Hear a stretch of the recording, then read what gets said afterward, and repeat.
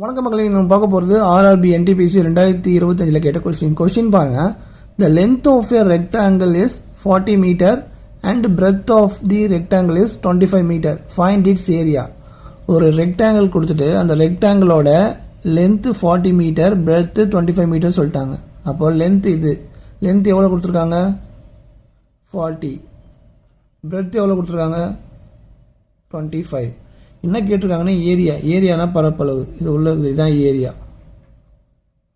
So இந்த area தான் கண்டுபிடிக்க சொல்லியிருக்காங்க. இப்போ நமக்கு தெரிய வேண்டியது ஏரியா ஆஃப் ரெக்டாங்கிள் ஃபார்முலா தெரியணும். ஏரியா ஆஃப் ரெக்டாங்கிள் ஃபார்முலா என்னன்னா லென்த் இன்டூ பிரெத் ரெண்டுத்தையும் மல்டிப்ளை பண்ணணும். மல்டிப்ளை பண்ணால் உங்களுக்கு ஆன்சர் கிடைச்சிடும். லென்த் என்ன வரும்? 40 கொடுத்துருக்காங்களா? பிரெத்து 25. ஸோ 40 இன்டூ 25 எவ்வளோ வரும்? 1000 மீட்டர் ஸ்கொயர். இதுதான் area of rectangle 1000 metre square. Option C.